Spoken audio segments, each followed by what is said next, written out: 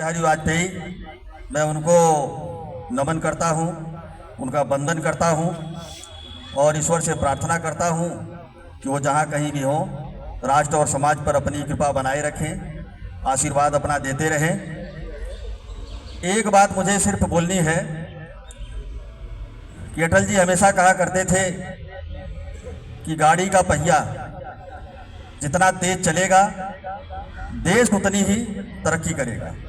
गाड़ी का पहिया का मतलब यह है रोड जितने अच्छे होंगे, सड़कें जितनी अच्छी होंगी, देश उतनी ही प्रगति करेगा।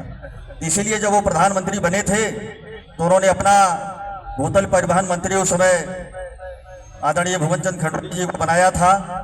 उस समय देश में 3 किलोमीटर प्रतिदिन नेशनल हाईवे बनते थे, लेकिन जब भुवनचंद खंडूरी जी ने कार्यभार संभाला कुछ ही दिनों के बाद 11 किलोमीटर प्रतिदिन नेशनल हाईवे बनना शुरू हुआ।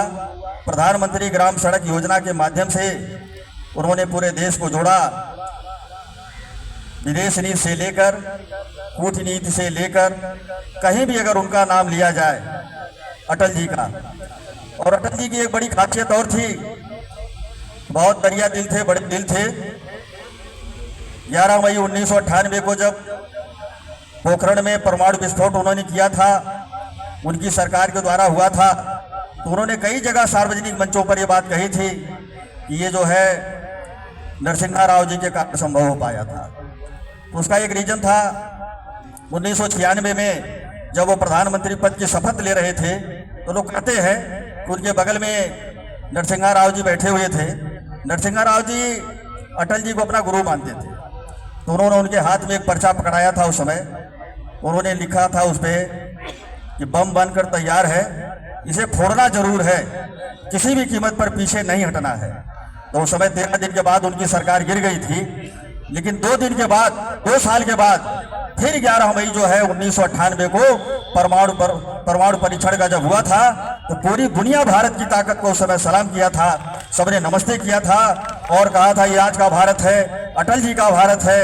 वही भारत जो उन्होंने उस समय प्रशासन का एक रोड मैप दिया था, उससे आज की सरकार उस पर पूरी तरह अमल कर रही थी। अटल जी का अपना एक बहुत बड़ी खासियत ये थी, काम ज़्यादा करते थे, बताते कम थे। उसकी वजह से मतलब जितना काम करते थे उसे कमी बताते थे।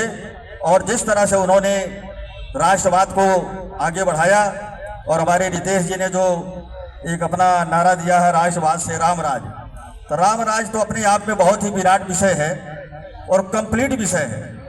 रामचंद्र जी जब घर से निकले थे तो एक राजा के, चक्रवर्ती राजा के पुत्र थे और एक राजा के दामाद भी थे। खाली हाथ निकले थे।